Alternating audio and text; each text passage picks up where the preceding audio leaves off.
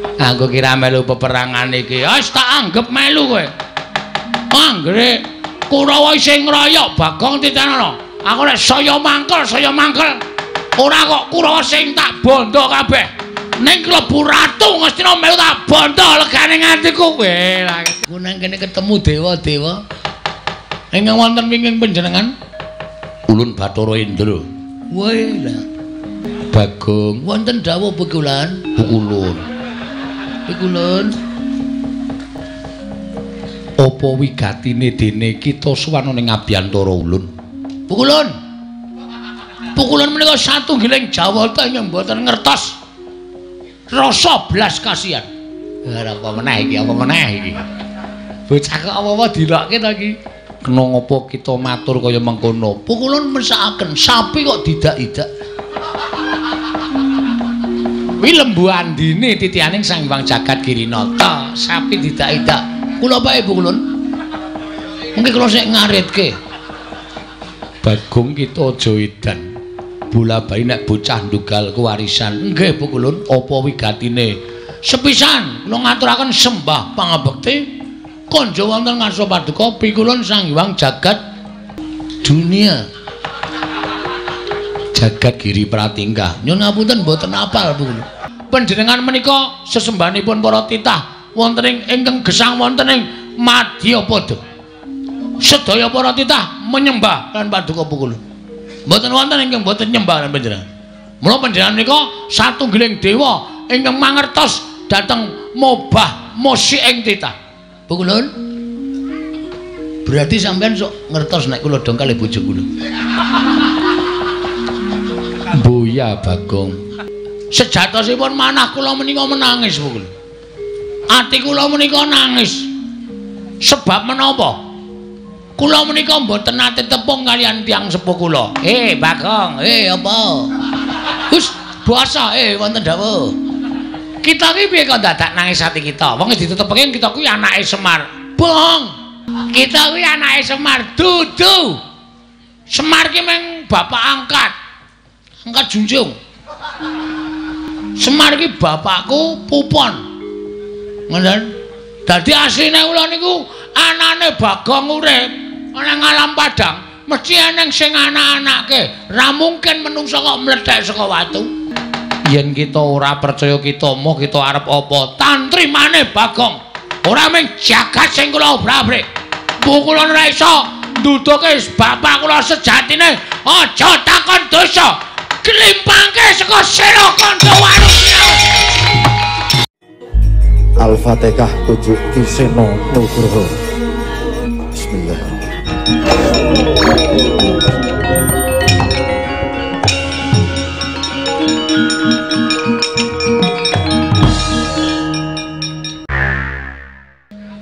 Iki kok Bagong sowan negara Ngastina. Inggih.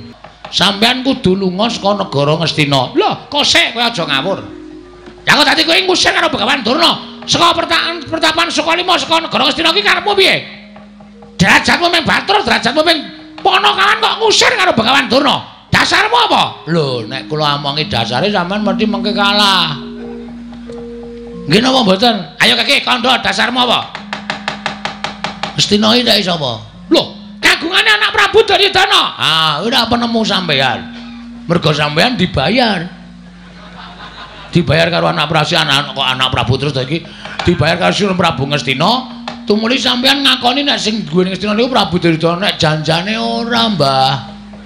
Ngastina niku nggone Pandhawa. Mergo sing dadi ratu sadurunge Pandhawa utawa anak Sinten Prabu Duryudana menika inggih menika Prabu Pandhu Dewayana. Niku Nalendra Ngastina. Apa ta sebabe? Kok Sinuwun Prabu Pandhu kok ora maringake negara marang para Pandhawa? Sap iki sebab disingkat dadi Sap. Prabu Pandhu Dewayana dibanjut karo dewa. Nalika Prabu Pandhu niku nyuwun ngampil titiyane Sang Hyang Jagat Girinata inggih menika lembu andini dienggo titiyane Dewi Madrim. Dudu Bathik Madrim lho. Dewi Madrim. Nganti Prabu Pandhu sumpah menawi Pukulun Sang Hyang Jagat Girinata menika maringaken ngampil Lembu Andini benjang pejah kula sagah manjing wonten ing neraka. Ngoten niku. Monggo Prabu Pandhu pun nate nampi sumpahe Kidang Kimindama. Do nalika Prabu Pandhu bebedak wonten ing alas ana kidang loro lanang wadon arep do piye? Ora usah tak genake, sampean wis ngerti dhewe jaman sampean karo jaran. Hus. Molancang ucapmu, ayo wis ngono kuwi. Lagi do ambus-ambusan. Dening Prabu Pandhu dipanah. Terus Badar Resi Kimindama nyupata karo Prabu Pandhu. Pandhu ana wong arep sakaron sih, ana wong arep saresmi kok tok ganggu. Mula kowe iso nek nganti wani campur karo bojomu ing kono bakal tibaning pesthi kowe tekaning pati. Sedhe Prabu Pandhu. Piye ndek bojo loro? Ra iso digapak-gapake. Nah, Prabu Pandhu tumuli dibanjut dening dewa. Sampune dibanjut merga Pandhawa isih cilik-cilik, Prabu Pandhu tumuli nitipke negara kalian rakanipun nggih menika Prabu Destarata. Kakang Adipati, kula titip negari benjang menawi Pandhawa sampun dewasa kula aturi maringaken dhateng Pandhawa. Ning wangune Prabu Destarata ngemut gula krasa legi luwe-luwe. Diojo-ojoki karo kiwa tengening Prabu Destarata, ya kuwi adine Ipe. Adine Ipe, Prabu Destarata sapa? Aku. Wis ngaku wonge wis ngaku. Terus nganti tekan mangsane negara Ngastina dadi darwahe Prabu Destarata nek jane kuwi nggone para Pandhawa. Loh, jaman Prabu Pandhu kaya ming abdi kaya ming batur. Kosek. Sing yasa Ngastina Prabu Sentanu. Aku ya momong, Mbah. Prabu Sentanu yasa negara Ngastina. Niku nuwun sewu. Kula nyuwun pangapunten lho, kula niku melu ngudak semen. Melu gawe pondasi, melu ngunggahke blandar. Dadi kula niku duweni hak tumraping negara Ngastina. Mula nek Ngastina ngene iki ana wong sing ora iso dipercaya, luwih-luwih pendhita sing ora nyata, Bagong tidak terima. Harus go on. Kleru. Harus out saka negara Ngastina. Kudu lunga saka negara Ngastina. Aku ora mentuk Ngastina dilenggahi pendhita sing ming katon suci, jabane ning jerone lecek kaya telek. Bobotuna kados pundi? Sekedap kir. Wah, lole. Apa iki numuse ya, Kang? Numuse apa? Impen mau. Hus. Aja disambung rapet karo impen. Ora ana sambung rapet karo pasumenan. Upama ana sambung rapet karo impen apa ya Bagong iki bakal keduga dadi sono patine bakalan dono. Oh, ora bakal iso. Bagong ora bakal iso dadi sono patine bakalan dono mergo dono kuwi ora bakal iso dipateni dening ponakan Bagong. Sing kandha sapa? Hal istri kowe tak mateni kowe modar kabeh kok. Apa meneh menungsa? Pun sampean mang ngomong. Ngerti mboten bapak kula? Oh, Bagong. Yen kowe takon karo bapakmu, sejatine aku ngertine ya mung karo Semar kuwi. Semar kuwi bapakmu, Bagong. Mula nek takon liyane bapakmu liyane Semar kuwi aku ora iso ngandhakake. Sing gedhe pangapuramu. Nah, wis sakniki cetha nek ora iso ngandhakake, ateges sampean kudu lunga saka negara Ngastina. Sampean kudu kesah saka negara Ngastina. Loh, aku dadi kowe nundung karo Begawan Dana. Ah, ora iso pokoke. Gelem ra gelem sampean kudu lunga. Ora gelem lunga saka negara Ngastina aja kelakon dosa. Ngendi kepethuk Dana tendhangi. Hus. Ah, lole panos maning jajaran surtaning bawana iblis lanat. Lah kok dadi kowe kaya ngono, Bagong? Dinengke karo wani karo Begawan Dana. Aku ki ala-ala ki priyagung. Aku ki piyai luhur. Aku ki pujangganing negara Ngastina. Kok meng diwaneni karo kere gedhi bal 17 kaya kowe iki. Kowe iki dinengke malah nyelangkrak sadhuwuring tenggak. Aku ora ngerti karo bapakmu, arep minggat ya sakarepmu, ora ya sakarepmu. Legane atiku.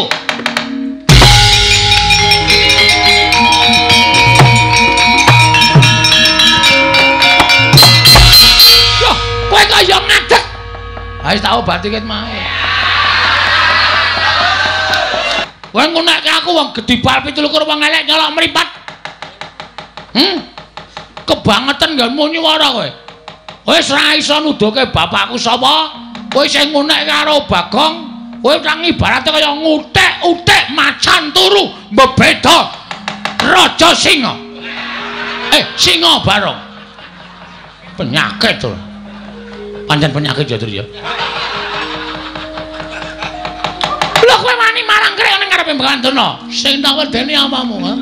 Sing tak wedeni apamu? Nek meng kowe nesu nek aku ora wedi, aja kok kowe. Prabu Duryudana kon nesu. Bagong ora wedi. Sengkune iki apa? Kon nesu sisan.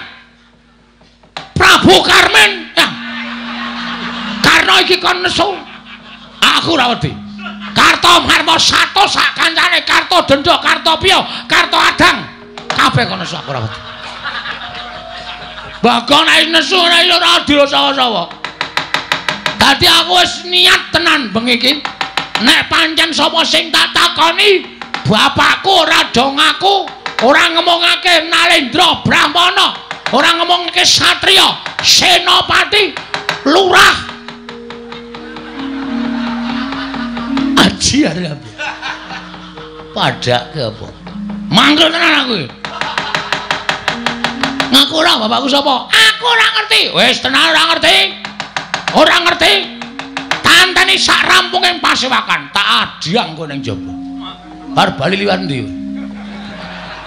Aku cecek nang ngarep gepura negara Ngastina.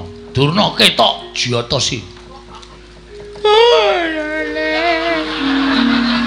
Mboten sah lole-lole ditanggung kok ya.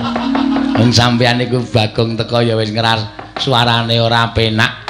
Nek kira-kira sampean ora ngerti rak ya ora ngerti tenan, nek ngerti ya mang duduke. Kula mboten ngerti Dik Pati, nek mboten ngerti nggih pun. Omong opanane karo Bagong. Oh, Bagong, aku ora ngerti tenan ya, Gong, aku ora ngerti tenan.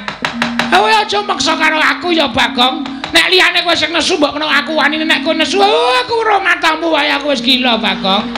Mata kok gedene kaya ngono kuwi. Kuwi mata apa-apa? Ndok ke abang kaya ngono kuwi kowe nek nesu mendelik kaya ngono kok matamu kaya ndok ceplokan. Muni piye kowe? Muni mripat ku ndok ceplokan. Ora muni tak tambahi brambang tak ajar.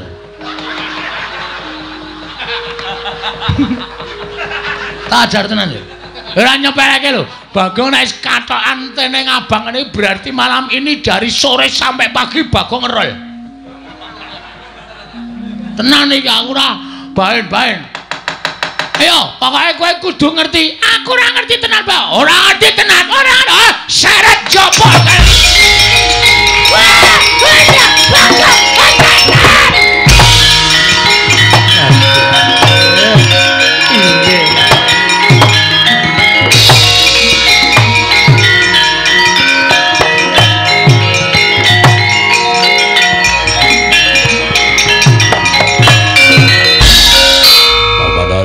wonten dawuh nggih. Lah ngaten cetha perlambang keng kula tampi Bawa Durna badhe nandhang kesisahan krana kula nampi welami lumantar merganing pasumenan. Inggih. Menika lajeng kados pundi? Kula semanggaken dhateng paduka anak Prabu Ngastina mangkebyake para Sata Kurawa. Kon belani Bapak Durna Bagong dikroyok aja nganti cilik lara gedhe tekaning pati pujangganing negara Ngastina.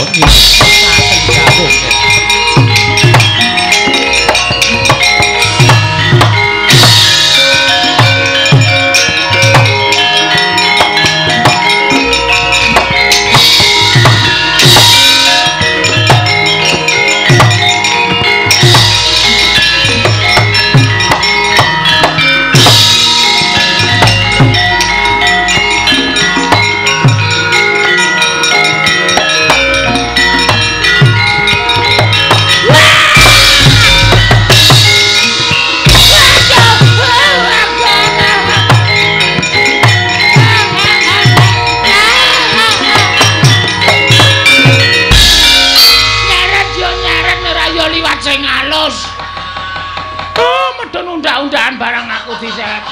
Nganti sirahku suarane tok tok tok tok tok. Apa ora kowe? Nyepeleke. Aku nek wis nesu ora baen-baen. Oh, kowe engko tak kandhake bapakmu yen kowe gawe geger negara Ngastina. Omong. Semar tak pasung ning pawon. Ora bakal wani Semar ngelekke karo aku. Gareng wis tak ancam, Petro wis tak ancam. Truk, Reng. Ya bengi iki arep dadi lakon. Nek kowe arep ngisuh ngandhane awak. Kampak sirahmu. Do pucet sirahe. Mula bengi iki aku gleleng tenan. Oh, kowe engko bakal dikeroyok dening Sata Kurawa. Piye? Keroyok dening para Sata Kurawa. Lho, Bagong rene iki ora mung ijane. Lho. Kowe nggawa kanca? Nggawa. Wong pira? Wong 5. Papat to 5, papat. Papat 5 karo aku wis pas. Arep perang par gonggong arep.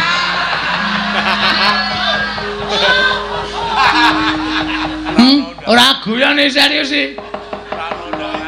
Ajar tenan kowe. Kowe engko bakal dikeroyok dening para Sata Kurawa. Ngene, Mbah, kowe iki men kepenak kok. Bagong, kowe iki anake Begawan A misale. Utawa kowe iki anake Prabu B. Apa kowe iki anake Raden C. Ngono ki mengkari omong, mengkari kepenak. Mengkon ngene kok rekoso. Hah? Aku ora ngerti tenan, Bagong. Aku ora ngerti tenan. Aku ora ngerti tenan, Bagong. Aku aja tak tutuk. Aku iki arep ngelapi keringet. Ora arep ngampleng karo kowe ora. Aja sumelang, aja sumelang. Aja wedi, aja sumelang. Oh, lele. Iki mengko Kurawa bakal teko ngrene ngroyok karo kowe. Nek kowe ora gelem ngeculke karo aku. Halo sayang. Karo kowe. Ora karo kowe. Jijik aku. Untune ireng-ireng ngono.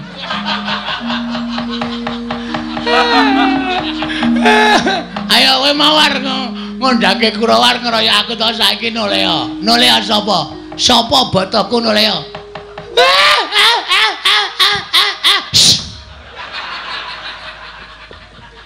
Pendhita kok nangis kaya Yamaha 75. Ngak. Ya nek nggawa damen ora kuat kan ngak.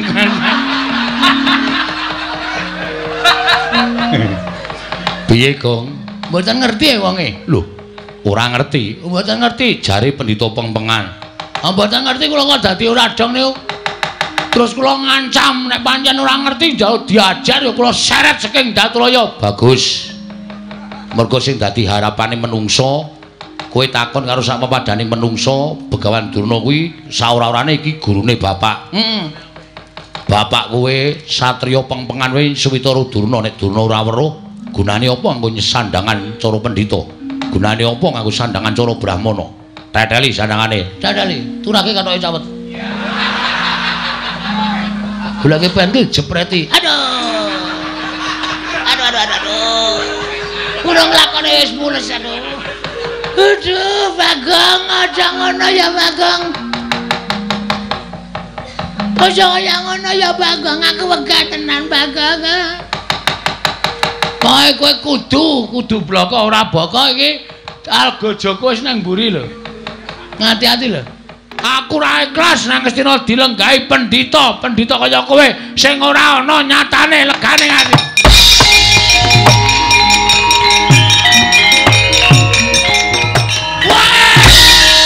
Kowe ladak.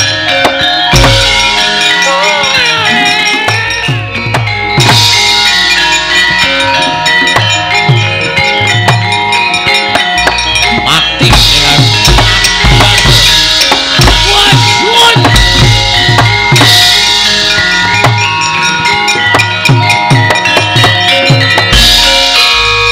Bapak kepengul mungging ayuda kepapak bawatnya bentar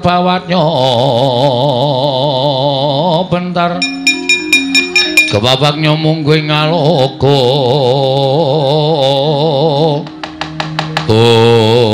Menungso ora tatanan. Indah-indah derajatmu kedibal kowe ming Panakawan. Wani gawe geger negara Ngastina, malah kowe wani nyempalani karo bapa Penemban Duna. Bagong, aku sing ora nrimake sawangen Kurawa seglaris papan. Bakal sak biyantu karo bapa Penemban Duna. Apa bareng kira aku wedi ha? Blas ora ana wedine aku.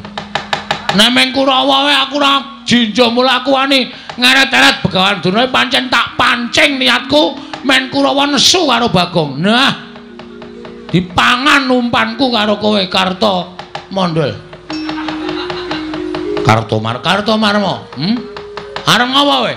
Arep nganu ngajar Bagong ora wedi aku. Bali ora kowe. Sesuk ora bali, saiki ora bali. Bali nek wis entuk keterangan karo Begawan Duna, ora entuk keterangan saka Begawan Duna.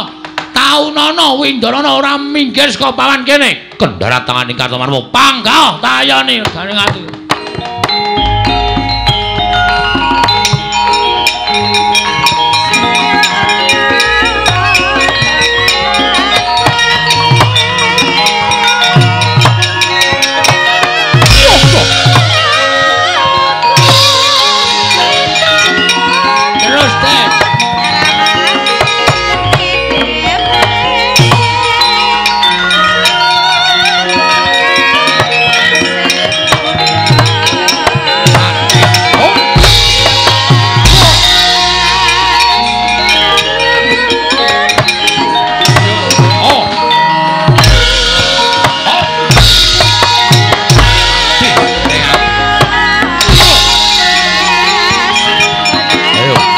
Bagong kowe Antasena.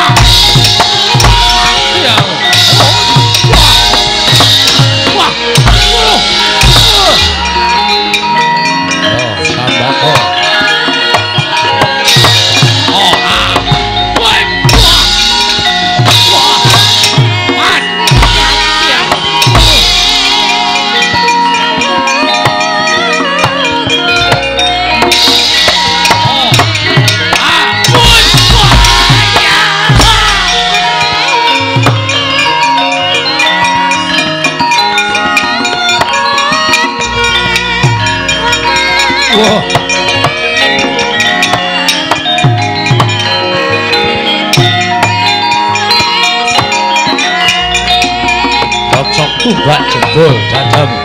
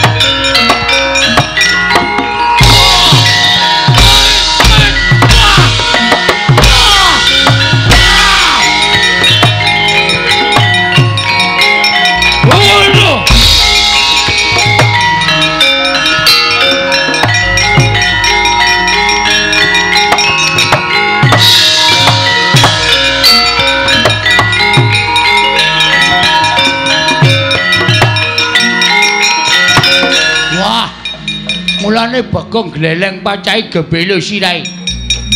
Dicobayi ayo Antasena. Oh, Pakde. Panjen aku ngancani karo Bagong. Mergo Bagong ponokawanku kepengin goleki bapakne. Antasena, piye? Mudula. Bagong tekan ya kricuk cadak sikile. Arto kapake bojo cari kricuk sikile. Undurna Antasena sik jebal jajamu dibano. Yo. Modal. Wis jan. Hot modal. Iya. Modal we. Hot. Wah.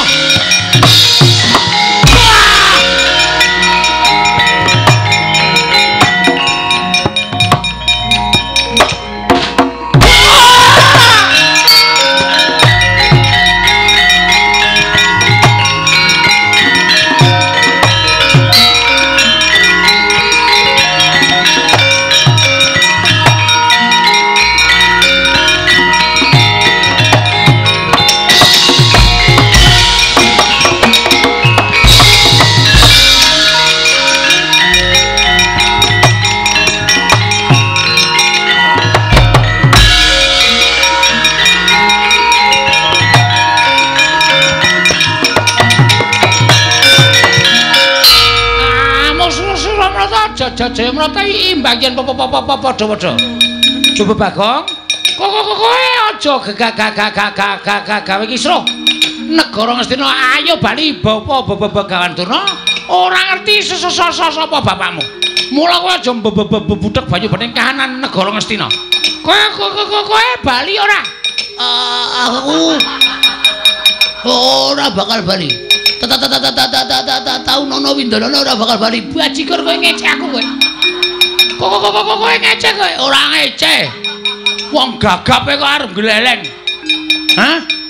Sawangan, Kartomarma, Surtayu. Kabeh mundur. Lah kok kowe wong ngomong ora cetha arep gleleng.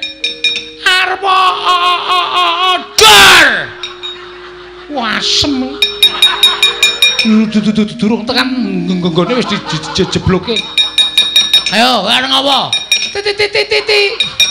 Titi bantanganku kekrakon titi tinjo ngekrek nyawamu.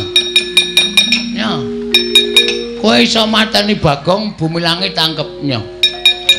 Gak diantemnya. Edan. Iki ikhlas lahir batin, ora ikhlas sebab apa-apanya. Tak jajal wong gagap ki omongane piye? Antemane piye, guys? Ayo ge omong, guys. Ge omong gak ngantem, guys. Kok kowe omong klerak-kleru. Kek kelakon mati dening aku nyo. Diar kowe. Agene meng kaya ngono. Aku iku lino ketiban kambil tak kandhani. Dadi name antemamu ora sepiro wae nyo. Lho. Kowe rasa gleleng, mula aku wis tak omong karo kowe to. Kowe iki nek gleleng senengane ora iso kaya ngono kuwi.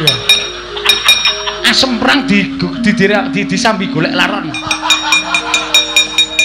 Kayane kaya eman-eman iki nek nang nggon aku wis tak campuri ndok. Kemanja banget.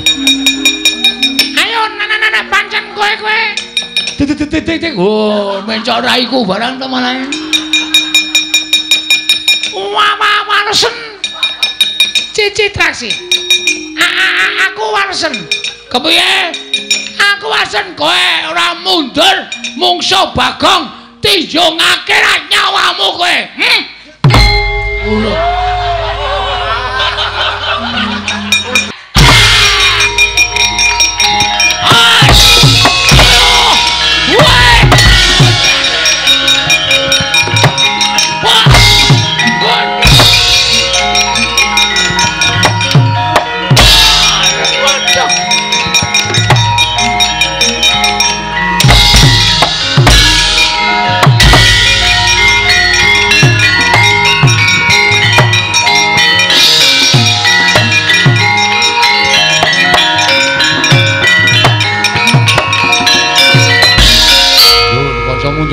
Mundur.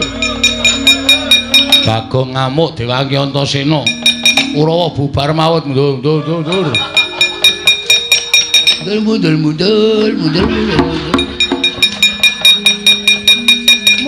Mundur. Interaksi barang ya wis perang. Pun man. Ketemu sapa? Ketemu sedulur. Lagi ketemu Bagong. Mungsuh Bagong kok kalah nek cara aku isin. Nah, kula kok biasa. Ora isin. Isin gone ngendi? Isin iku dienggo meremilang. Bagong sajake bar-bar meguru anyar. Kuku antem sirahe rapopo man? Suarane mak klotak. Kok kaya ngantem bathok klopo. Wonge ngletak. Sing ada memendono matane. Terus kula citang srak mundur iki merganing patimu bres. Kowe diantem Udan. Oh. Wong edan ora Candas kula digebuki bres mangkel man. Pun cici cilaka nek ming musuh padha satriya wae ora masalah. Nek mungsuh wong edan-edan ngoten nika Kurawa kalah isin menang ora kondang. Nggih ta? Heeh. Mula niki sing dadi tok sumbering perkara niku Bapa Penemban Durna. Bapa Durna Durna diwenehke kalih si sapa jenenge Bagong mawon terus mengke pripun supaya ana penyelesaian permasalahan. Iya. Neng Nang dudu. Nek nganti niki mengke sesampeyan tetep ngetapke para Sasata Kurawa nyenyemelangi mah. Bapak Bagong nek ngamuk medeni. Pun kula semanggaken. Piye ne? Kancamu piye? Isih ora Kurawa? Nek isih kon maju, kon methuke Bagong. Nek Kurawa entek patihe ngene, uwek-uwek cangkeme. Is. Aku kira melu apa-apa. Aku kira melu peperangan iki. Wis tak anggap melu kowe. Anggere Kurawa isih ngroyok Bagong titenono. Aku nek saya mangkel. Ora kok Kurawa sing tak bondo kabeh. Ning klebu ratu Ngastina melu tak bondo legane ngatiku. Weh, lah ngerti wasa.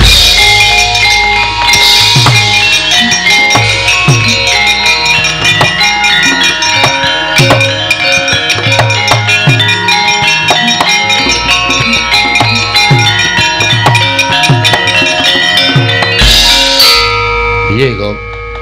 Non Piye? niki sing disandra wau malah mlayu Sapa? Durna. Lah aku ngoyak kowe dilarak karo Pak Dikartomarma. Durna ora ana sing jaga. Mula Durna mlayu. Niku kudu kecekel kudu ditakoni teng pundi bapak kula. Nek ora iso kecekel ngrekoso. Arep takon sapa meneh ora takon Begawan Durna. Terus karemu Sampeyan tanggung jawab iso nyekel Begawan Durna. tak cekeli. Kowe ngoyak saka kene aku tak ambles kuwi tak methuki saka kono. Siap.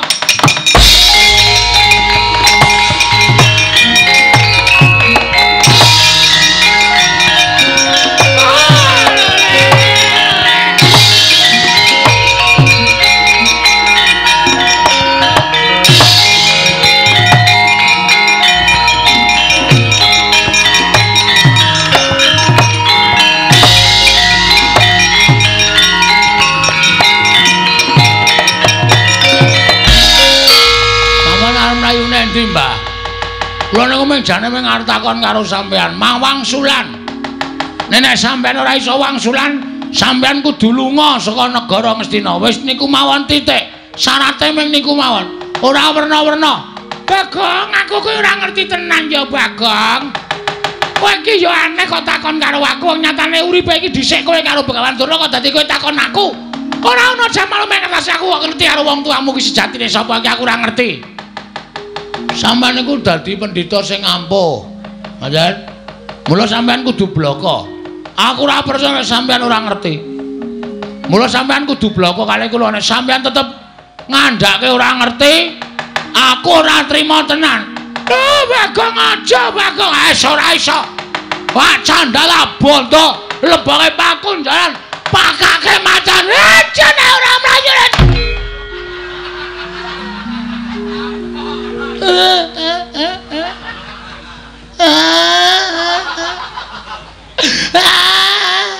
Ngopo, Mbah?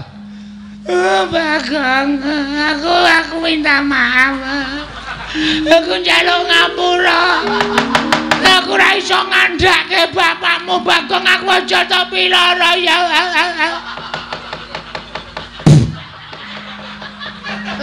Cangkemku kleboni walang. Aku njaluk ngapura ya, Bagong.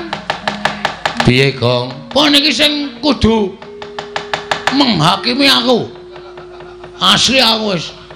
Aku mangkel nek carane ngene iki. Saman bloko mboten. Aku ki ora ngerti. Aku ki ora ngerti tenan, Bagong. Wis, nek ora ngerti, titeno tendangi siramu. Sik, Gong, sik, aja ngawur. Iki pendhita lho, Gong. Terus nek pendhita tok kurang ajari tok tendangi sirahmu, aku sing ora trima. Arep dikaya ngopo iki gurune bapakku.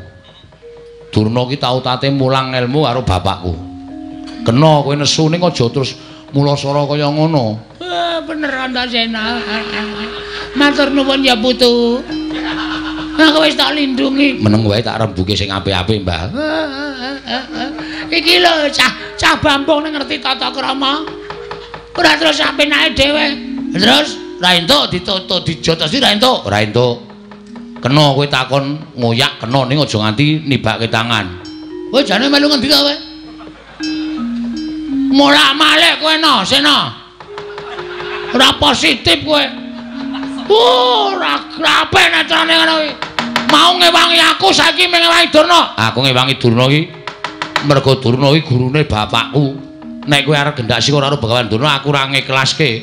Kena kowe ngoyak nganggo rembug ning aja terus bengok-bengok kaya ngene iki luwe-luwe kowe arep jemparani karo Bapak Durna, Yang Durna. Aku ora ngiklaske. Iya, ketok gedhoamu saiki. Ketok lorekmu kowe. Kowe ketok ngewangi aku nek jatine kowe ngemuli karo Begawan Durna. Ora masalah. Ora masalah.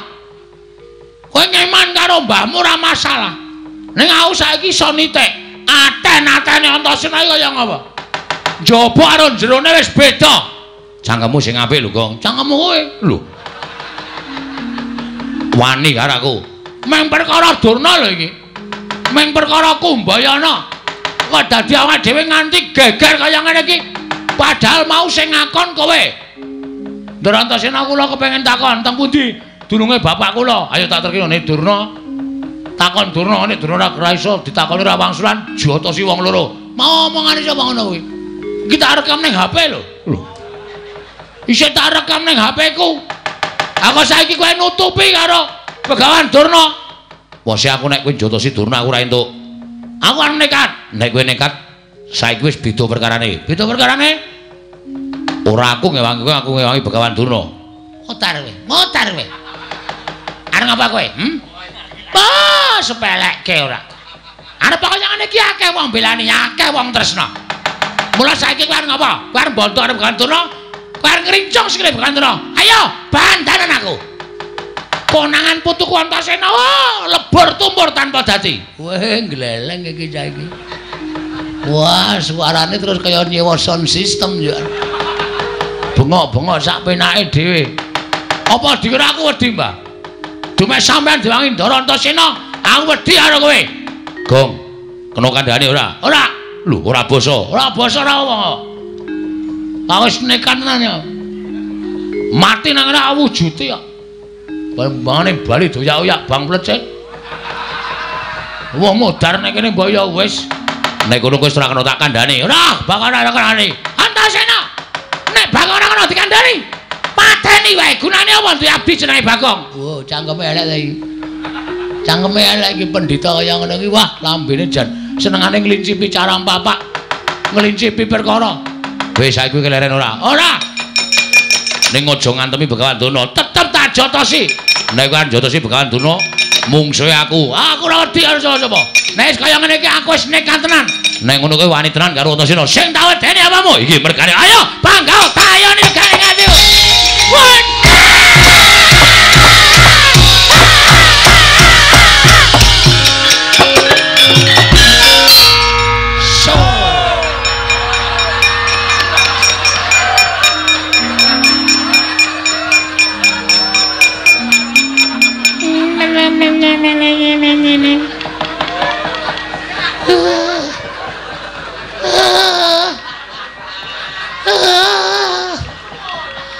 Aduh.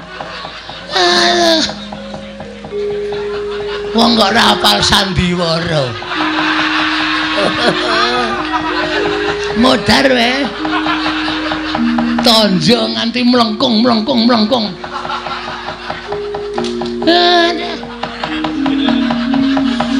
De pasir.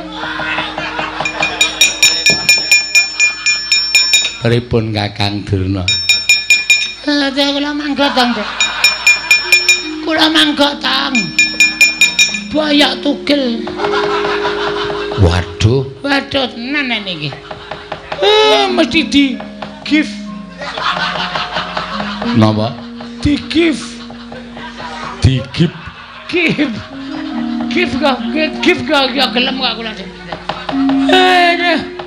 Mana weh lah eneng sing wangi. Lah tak gawa mlayu ketiwanan.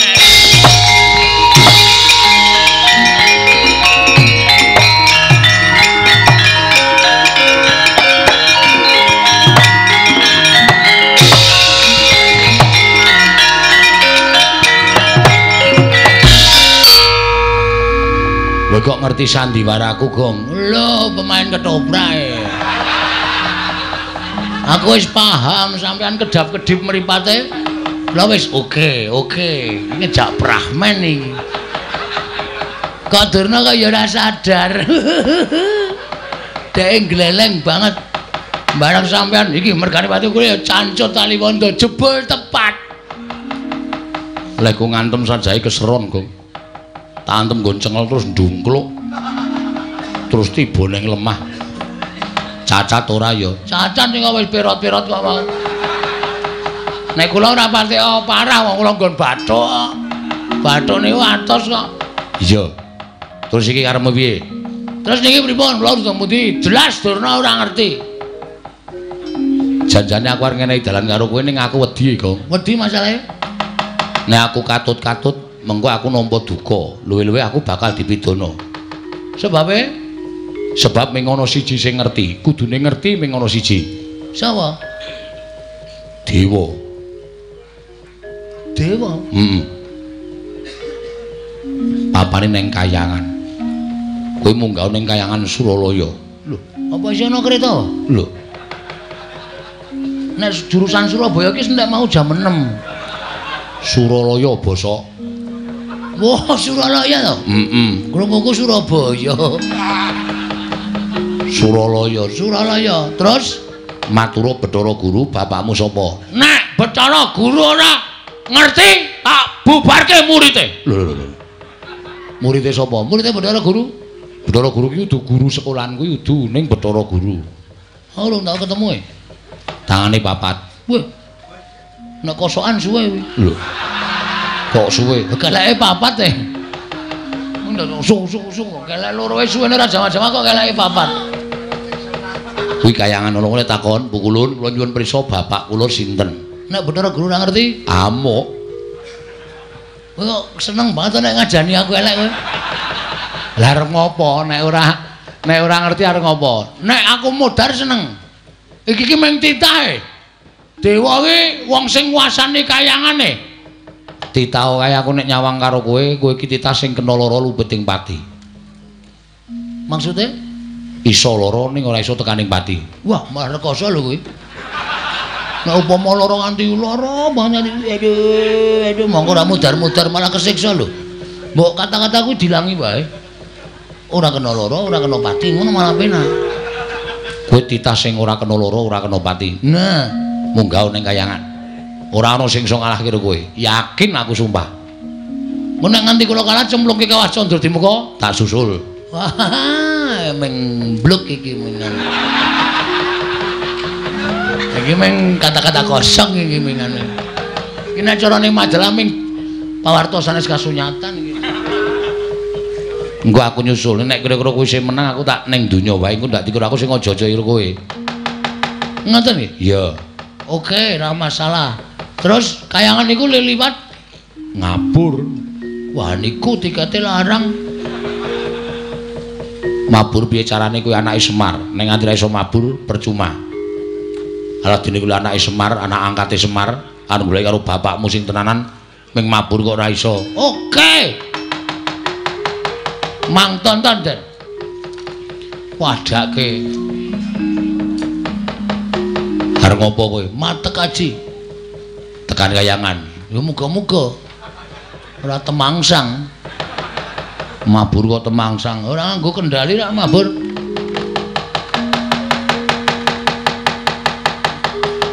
Mripate merem-merem. Menengo to iki lagi ndonga. Mah dilokke ora wis men. Ciripit gula batu kejepit. Ciwalang kaji koko belu dem-dem. Cing ciripit gula batu kejepit.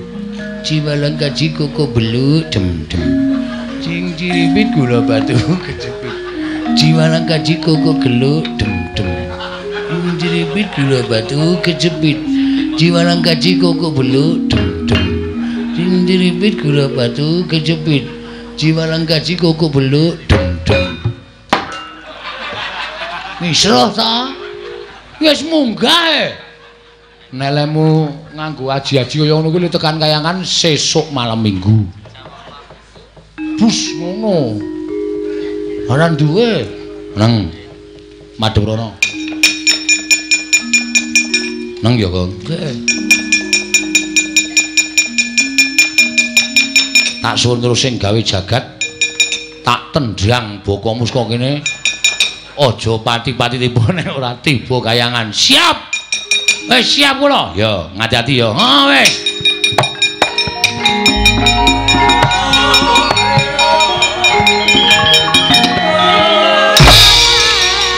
Oh, Mas Tunama Sidam karing bawana langgeng. Kakang Narada. Kakang Resi Kanika Putra. Perkencong warudayong pak pong bu bolong kali cedhi sapa sing gawe punawi di Kakang rumaos bingung raos sing manahipun ingkang rayipun Manikmaya ingkang sekawit kamontenan kayangan katingal ayem tentrem nanging dumadakan wonten hawa panas ingkang sumundul wonten ing ngawiyat Kakang Narada menika saking dayanipun menapa nuwun pamunten Di. Menika mujutaken satunggiling pandangon menapa panodi tumapipun Ngara Gusti Pangadal sebab paduka menika dewaning para dewa, nalindraning para Jawata. Mesti kemawon boten badhe kekilapan dhateng mubah musikin titah. Nanging sebab menapa? Dene paduka dadak ndangu dhateng Ngara Gusti Pangadal. Adi Pramesti. Kakang Narada, punapi? Ngibaratipun kula menika ingkang damel cangkriman Kakang Narada ingkang kedah mbatang cangkriman mboten wonten jamak limanipun ngatasipun kula menika ingkang damel cangkriman Kakang Narada mboten purun nyangkrim nanging kula ingkang mbatang cangkriman menika naminipun mboten nilok Kakang dalah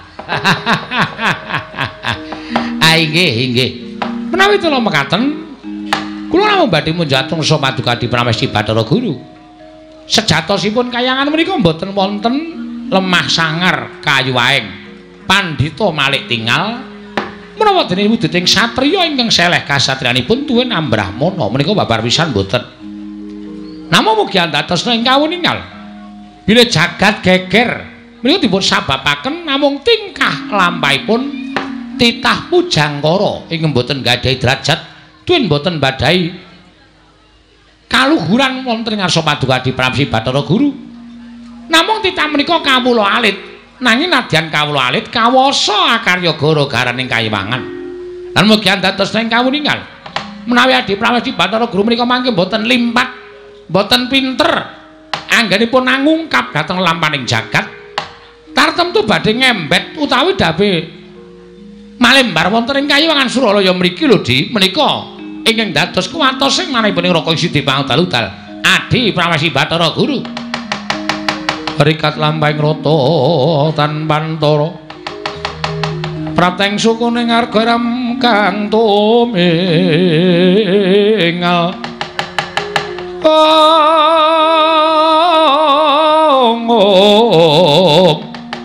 iram kang tumingal dendeng saengga praja dereng ngantos parep sami Balwasana kasaro ingkang wantun minggah wonten ing Bali Martya Kundha Manik Nenggak majanipun Lurah Semar, Lurah Bagong nyerpepeh pindha sata meterang karya kagiat kang samya mula. Kalidhak ujaring wong daplok.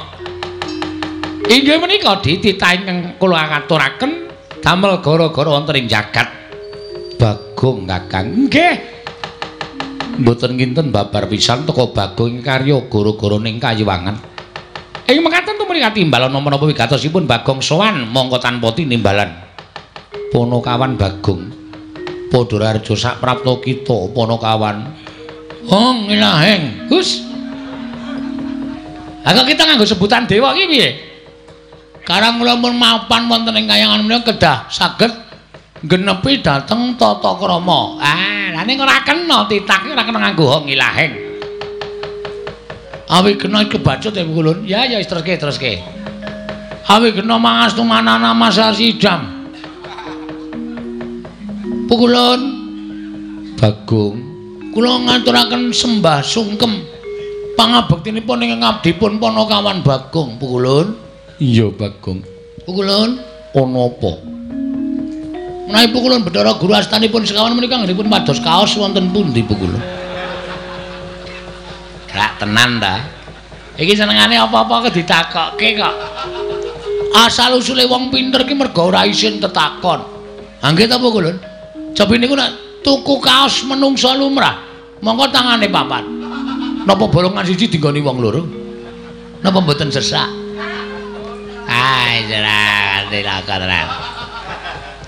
Bagong, wonten dawuh Pukulun, ulun mboyanate ngagem kaos. Mekaten Pukulun. Iya. Oh nggih. Kok astanipun ingkang kalih sedakep Pukulun. Napa sampun mati rasa?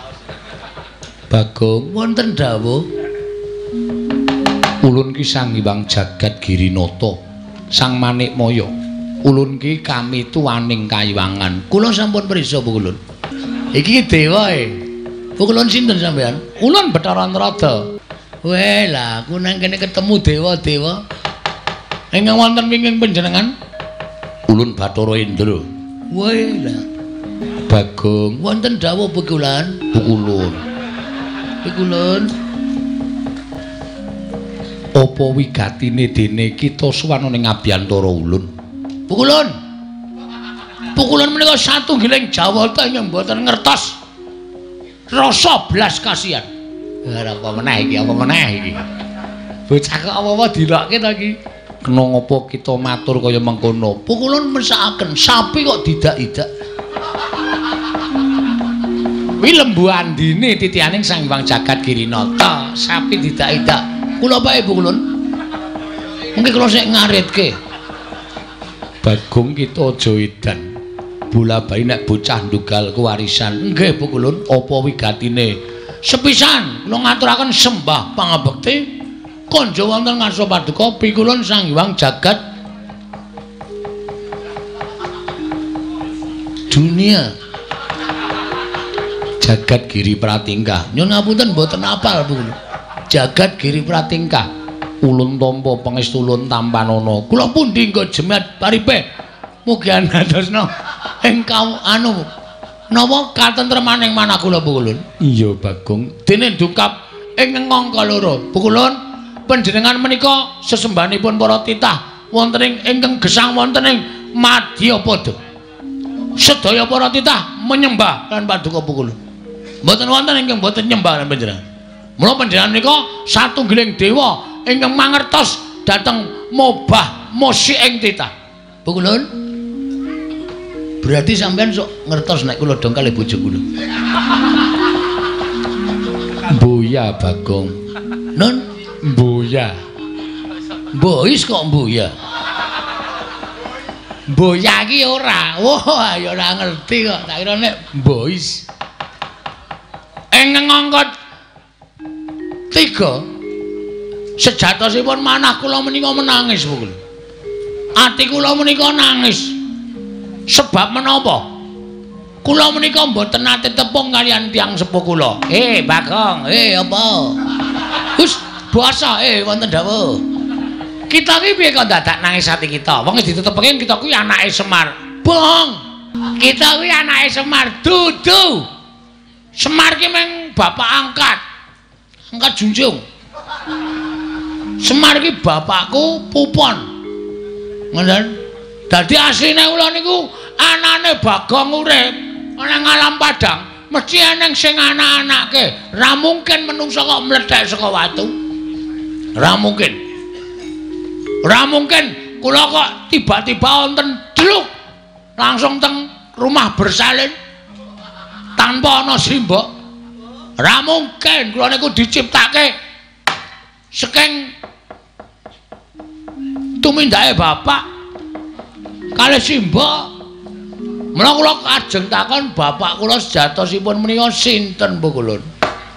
Bagong dalem ulun critani. Waduh suwe iki. Mbuya. Ulun tak crita kelawan jeneng kita. Kita kuwi sayekti mbuya dianak-anakake. Sabab ngerti yo. Kita kuwi asale saka ayang-ayangane Kakang Ismaya. Nalika semono jeneng kita kuwi dudu Bagong nanging Gombak. Ombak. Gombak, ombak dengkulmu kuwi ora. Satemene kita kuwi tuwa dhewe tinimbang Petruk karo Garing. Nanging gandeng kabeh mau pinesti kita tumuli dadi nom. Sing dituwake Garing karo Petruk. Ning sejatine kita kuwi asale saka ayang-ayangane Semar. Mula yen to kita goleki kelawan wong atuwa kita ora bakal ana. Ngono Bagong critane. Kok kaya ming dapusi ta ya? Ora mungkin wong kok digawe saka ayang-ayangane Semar. Atene ayang-ayangku dhewe tak gawe wong wedok ayu. Terus tak pek dhewe. Sampeyan ampun ngayarawa. Ampun ngayara. Ampun gawe cerita sing ora nyata. Niki kula wis tekan sirah lho emosi kula. Kula bar ngamuk teng Ngastina. Durna bar tak palu sirahe. Niki kula munggah teng kayangan wigatine nyuwun priksa kalih sinuwun pukulun Bathara Guru. Bapak kula sapa? Kula omong nek ming wangsulane Bagong, kowe dumadi saka ayang-ayangane Semar. Kita kuwi ora dianakake lan kita kuwi ora dikandhut dening suwijining wong wadon. Emahku padake cah cilik. Emahku kudu ana. Ora mungkin bapakku ora ana. Bagong kita ki aja ngeyel Iwang Kulun maneh kaya wis mata wis ngendika apa anane. Kowe meneng wae mbah tak jengking lho kowe. Meneng wae. Sing dadi ratu ning dewa sapa? Iwang Kulun Bathara Guru. Ha wis. Dapukmu apa? Ulun kami tuwa. Kami tuwa nek ora ana gendruan meneng wae. Kami tuwa kok rewel. Kulun. Iya. Kula nyuwun priksa Bu Kulun. Bu Kulun kedang paringi dawuh, sinten bapak kula? Ulun wis matur apa anane. Ulun ora percaya. Ulun sapa? Ulun iki. Nameng cerita kula dadi ayang-ayang ora percaya, yakin sumpah ora percaya. Kula mah nek diwangsuli kaya ngono. Yen kita ora percaya kita moh kita arep apa? Tantrimane Bagong. Ora mung jagat sing kula obrak-abrik. Bu kula ora iso nduduke bapak kula sejatine aja takon dosa. Klimpangke saka sira kandha warung.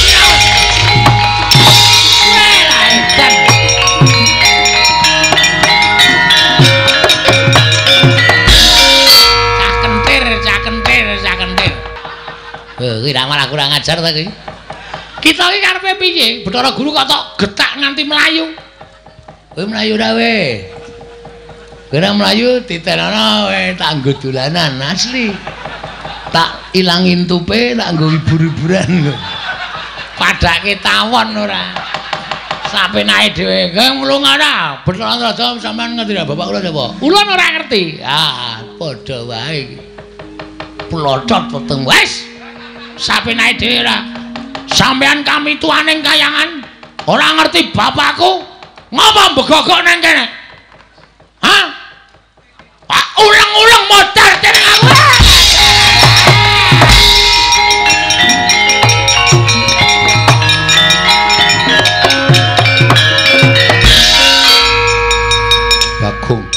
Wong kang kaya kowe padha karo wani marang kadewatan. Iki putrane Bathara Gring ngangka catur Bathara Indra ingkang bakal bondo lawan kowe. Yen perlu tak lebokke ning kawah Candra Dimuka. Kowe sing tak lebokke ning lemari es.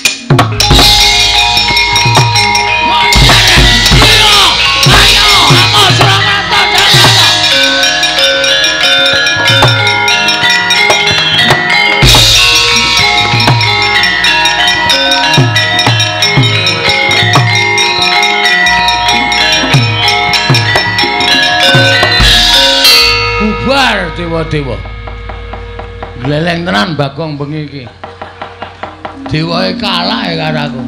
Bathara Guru tak getak langsung melayu saka Sela Kandha Waru Binangun. Bathara Antrada ndelik Indra numpak mobil jeep. Langsung lunga. Apamu kapan? Kayangan sepi banget iki. Piye iki? Sewu-sewu kalampatanipun ingkang rayi tadah wadana. Dene sawetawis paduka Kanjeng Koko Prabu kepareng lenggah wonten ing Praja Ngamarta. Nanging dereng nampi dhateng aturipun ingkang rayi Ngamarta. Ih, mboten dados menapa Yayi mbok menawi wonten bab ingkang kapenggalih dening paduka Yayi Prabu saengga jengandika supe anggen paduka sampun kepareng lenggah dampar negari Ngamarta.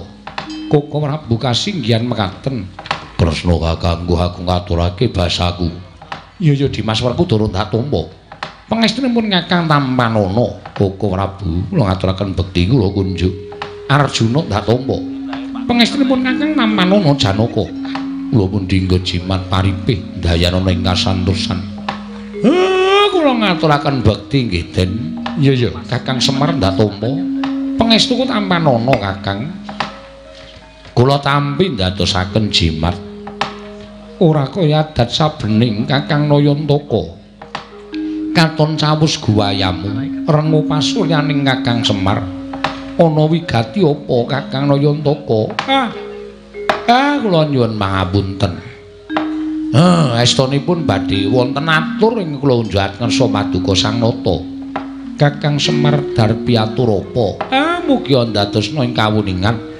Mbok menawi menika sanes bab ingkang wigati tumraping pepunden kula Pandhawa. Nanging wigati tumraping Semar. Lire kepiye dene Kakang Nayantaka paring dawuh ing mengkono? Den. Anak kula Bagong nilar griyanipun. Mongko niki wau mboten tumut gara-gara.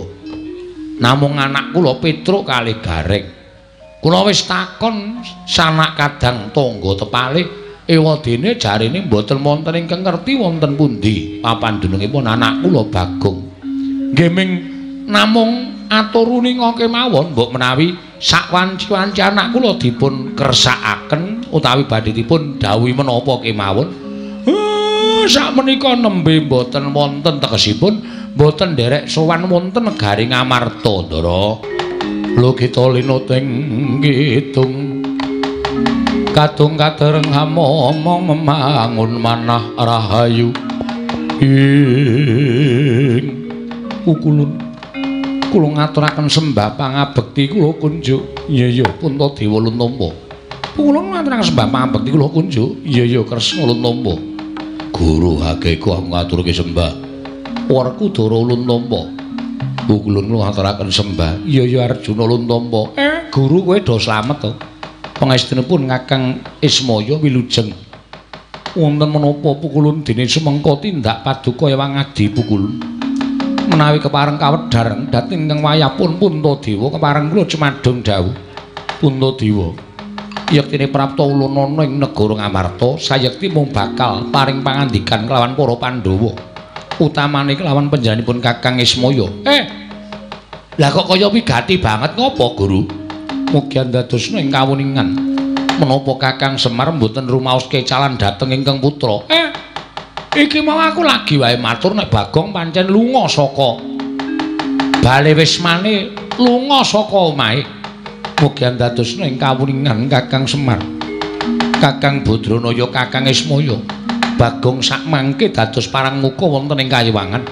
piyambakipun amutah dhateng ingkang abdi utawi ingkang rayipun Bathara Guru nyuwun priksa dhateng tiyang sepuhipun monggo nyantenipun sampun kula paringi priksa ewadene Bagong boten pitados malah sak mangke mutha-mutha dhateng kula ngoyak-oyak dhateng kula Kakang Semar pancen menungsa ratatanan gawe wirang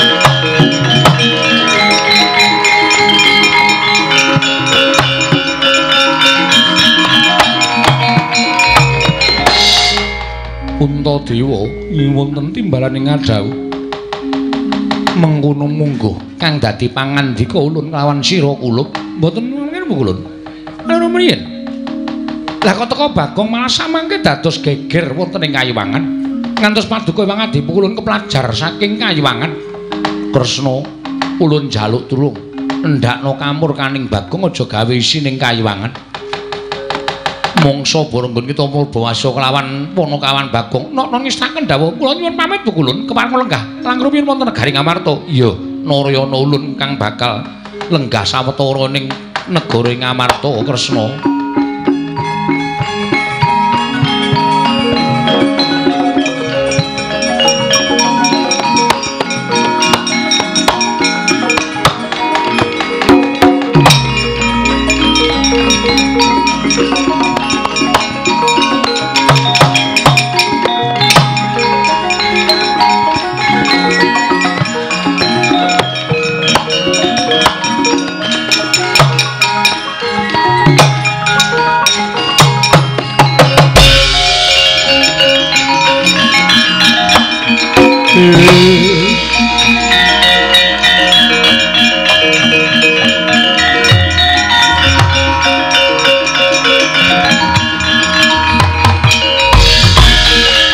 Kunjang gancing langit kelap-kelapaton lir kincanging risang mawe gandrung usai jagat Dewa Bathara jagat Pangestu lah wis tak bedhek to Kulun Bathara Guru mesti medune nang Ngamarta ha wis baul iki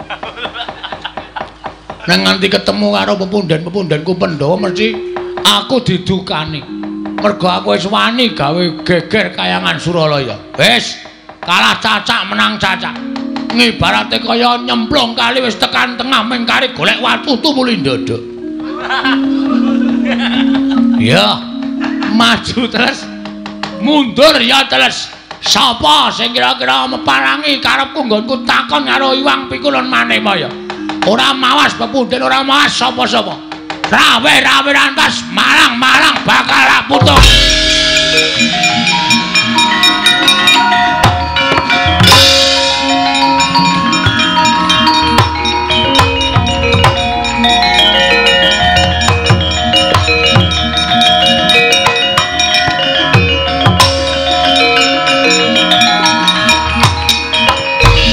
tunggang sing langit kelap-kelapaton lir kincanging risang mawe gandrung Bagong dalem bojo kaya ngono patrapmu kowe iki wis tuwa Bagong angge wis tuwa semene bocah nek ngentek-enteke kempongan mula kowe manuta karo aku pripun apa kang dingendikake Wang Pikulun Manikmaya mau sanyata bener Bagong aja nganti gawe wiranging pepundhenmu Pandhawa pakarti ing kaya mengkono mau.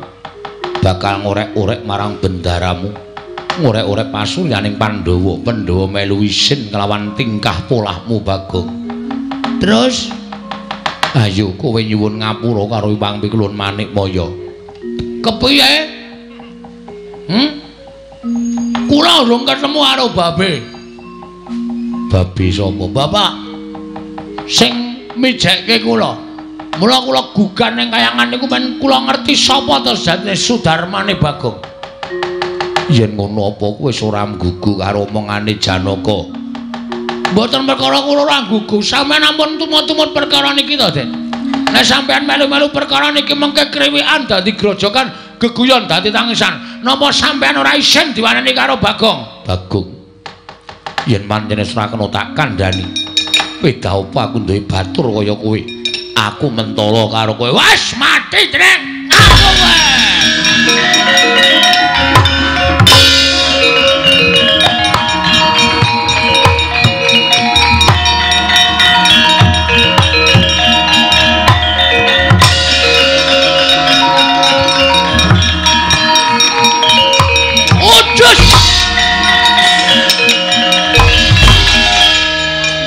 Iki pemaine bal-balan.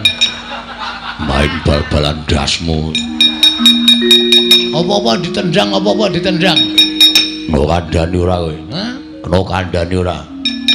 Kula gelem dikandhani nek waton Bathara Guru ngendikake bapakku iki omahe kene isih urip apa wis mati. Nek ora ana sing ngandhake kula ngamuk sak ngamuk-ngamuke. Ora nyawang Pandhawa, ora nyawang sapa-sapa. Tamu kabeh. Wah.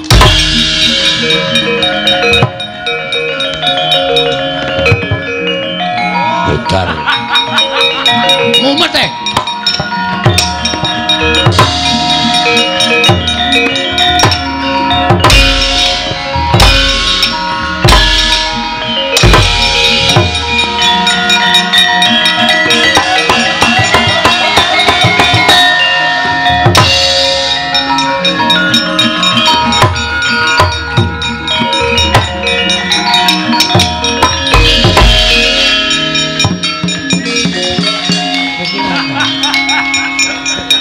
Damlane wis mandeg barang kok isih begijigan. Prabu Kresna. Iya, dasar para nyata. Ora Bagong mbok kowe iki eling. Kula ora redeng lali kok. Lho, nek ora lali mestine kowe ngerti tata krama. Kula ngertos. Nek sebabe apa kowe ditingkah laku sing kaya ngono? Wong ki nek kekarepane ora kasembadan tingkah lakune sak karepe dhewe. Lho, Werkudara Janaka nganti mundur gila karo kowe. Gila wae. Kula perange ngawur sak karepku nendangi sak penake dhewe tak dilati pupune.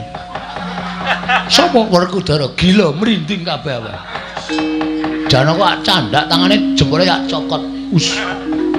Perangmu ngawur ya men sing penting menang. Lah saiki enenge aku apa kowe arep mungsuh aku? Lho. Kresna sinayang manggelung mintonaken. Mintonaken dewe kramanira. Ora guyu, aku ora guyu. Lah sapa sing ora guyu weruh kelakuanmu kaya ngono kuwi lho. Kowe iki nganggo training ora krasa nggon lakang suwek bareng. Mula kok tanggo mlayu kok surane tuk-tuk-tuk-tuk. Ben, arep suwek kabeh mbok ben. Ora lega senengane ku nek nganti ora ketemu karo bapakku. Wani karo aku. Sing tak wedeni apamu? Wani tenan. Wani tenan. Mati dereng aku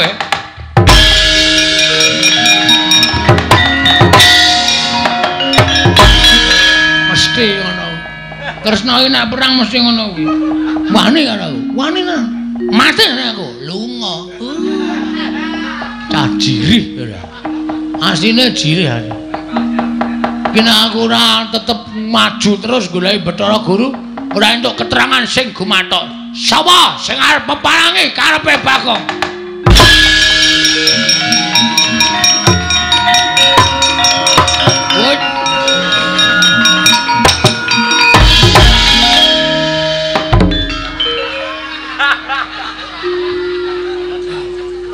Ketemu dukuwe.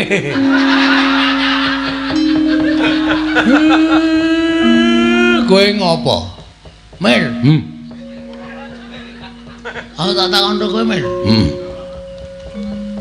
Ora duwe anakmu to? Anakku ragil. Bohong. Kamu tukang bohong. Ngapusi kowe. Kowe wong tuwa ning lambene elek kok. Ngapusi aku duwe anakmu. Petruk gareng kae ya duwe anakmu, kae anak angkat. Aku ya anak angkat. Lah, terus kowe ngopo kok ngamuk nang kayangan? Goleki bapak. Bapakku sing sak tenane. Bapakmu ki asline tukang becak. Ditinggal ning kidul stasiun Tugu. Terus tak temu. Wah, tapok ngiwonengen lho men. Wong tuwa ora tatanan kowe. Hah? Pokoke aku kudu goleki bapakku. Lah ora ketemu karo bapakku, Bathara Guru ora wangun dadi nalendraning para dewa. Kowe wani karo aku. Sing tak wedeni apamu? Buenke sumo iki, Mbak. Lemu mungsuh, lemu iki. Sepatane modar. Sepatane ngrekoso uripmu. Ora satara sepatane aku ket biyen wis ngrekoso uripe. Aku wis ketula-tula. Ayo, tak duduke apa ora? Ora tak duduke tak amuk tenan. Asli aku ora goro. Ora duduke titenono. Aku sing ora nrimake.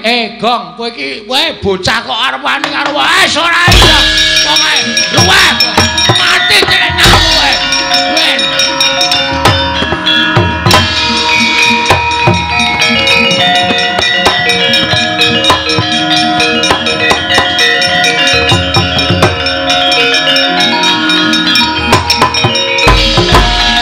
Bocah kok kaya ora sebaene. Kaya wis lali Purwadasena pancen ya niate tenan. Gone kepengin ngerti karo wong tuane. Ya wis, iki nek ora tak aturke Wang Pikulun padha menang ora rampung.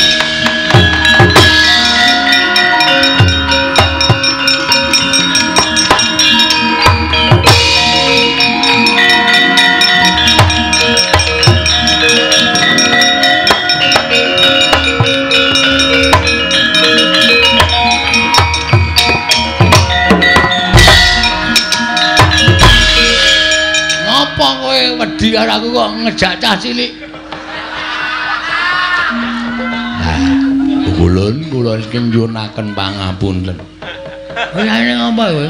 Engko setengah 6 tangi adus terus nata jadwal sekolah. Kayane kok kelitian.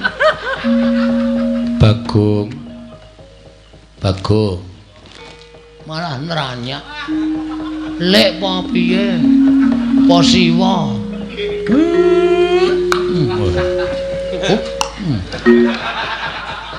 Kowe ngerti iki sapa iki? Sapa ya? Pukulun Sang Hyang Wenang. Hah? Pukulun Sang Hyang Wenang. Aduh, Pukulun. Kula nyuwun pangapunten Pukulun.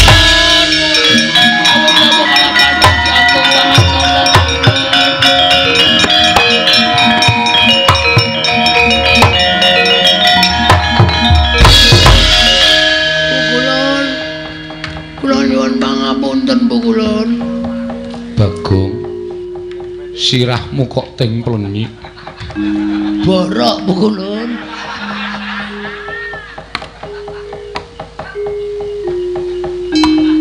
Oh, dilapke cangkem Pukulun. Iya. Apa to kang dadi gegayuhanmu Panakawan? Kula kepengin ngerti wong tuwa kula Pukulun.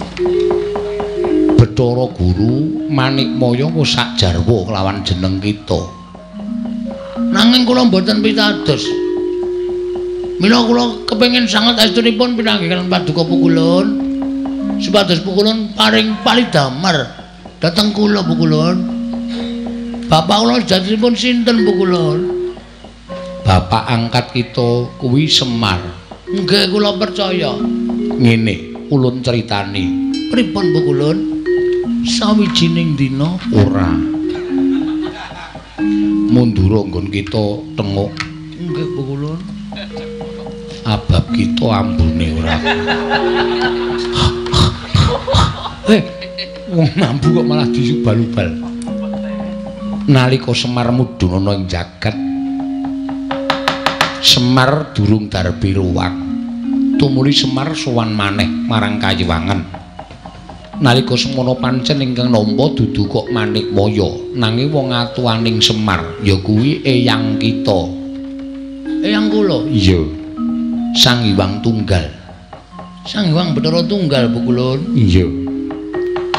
Nalika semono Semar ingkang wis dadi jalma wantah, mula ora aneh yen to jalma mau kedunungan ayang-ayang, tegese lelayangan. Layang kangen dudu. Lelayangan menungso, lalayangan mau tumuli disebda dening Sang Hyang Tunggal wujute menungso ingkang gombak. Gombak kuwi darbe rambut nanging ora tinata. Nanging gandeng kita kuwi wonge gecul kumarucul demen bebagongan.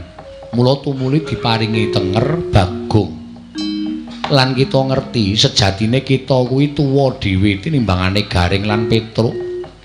Nanging Semar ingkang gawe supaya Petruk lan Garing mau dadi kadang kita tuwa kita tinemu ragil. Berarti napa? Berarti kuwi apa? Ateges napa sing dikendhake Wang Pikulun Bathara Guru menika kepara nyata Pikulun? Iya nyata Bagong. Aduh. Wah, wis kula kebacut ngamuk teng kahyangan Pikulun. Mula ora aneh lamun kita iso ngasurake para dewa, nanging aja pisan-pisan kita ngraman ana ing kayiwangan. Jalaran kita kuwi kesawapan daya kekuataning Ismaya, merga kita dumadi saka ayang-ayangan Ismaya. Mula kekuatan kita kuwi sak traju, sak bobot kelawan Sang Hyang Ismaya. Dirungokke Mar. Macem-macem karo aku tinju.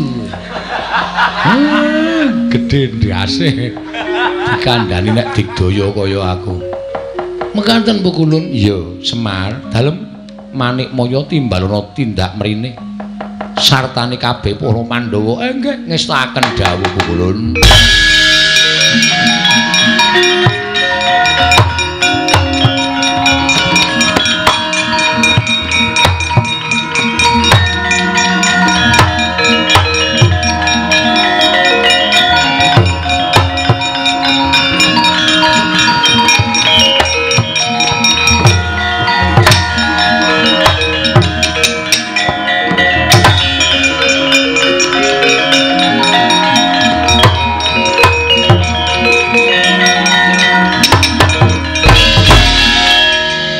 Kaya apa ceblenge nang sapa to ceblenge nang kene apa kula kok lunga saka omah Pikulun. Iya piye kula nyuwun gungan bareng Pikulun. Ulun parengake Bagong. Kula nyuwun pejahipun Petruk kali Gareng Pikulun.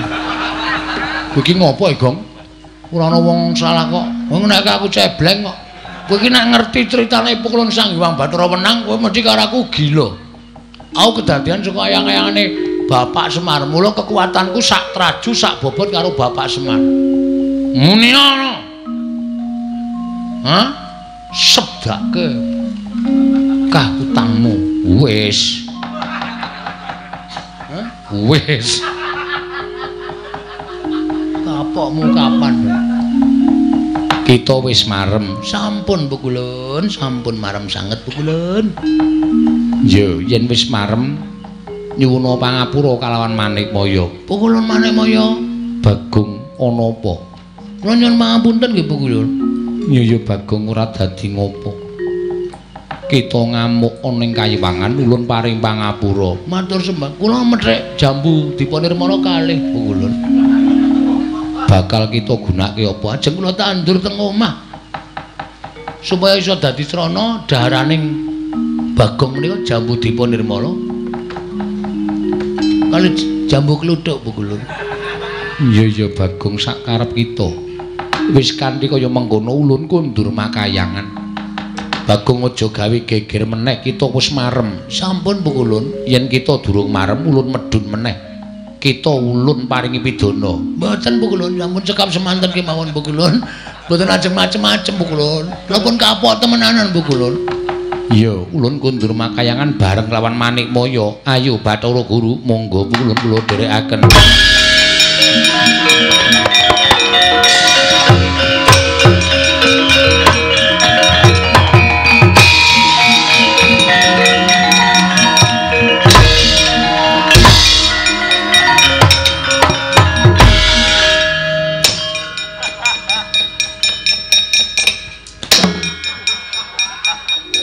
Iki dong apa ya? Wong edan kowe iki ngopo to Bagong? Lah kok dadi angkartimu kaya ngono kuwi ngopo? Weh, akarang ya sing jeneng wong gugat. Wo.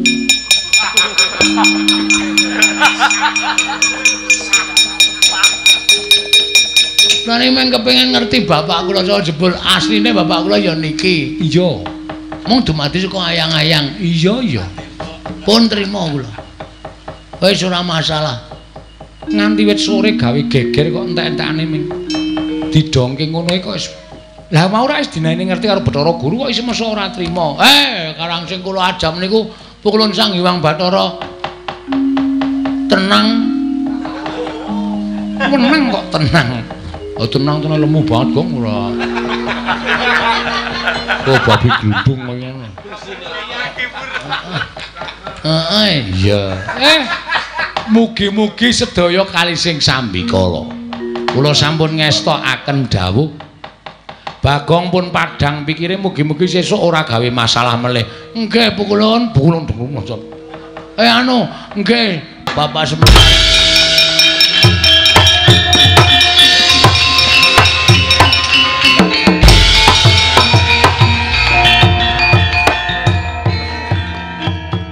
Wassalamualaikum warahmatullahi wabarakatuh.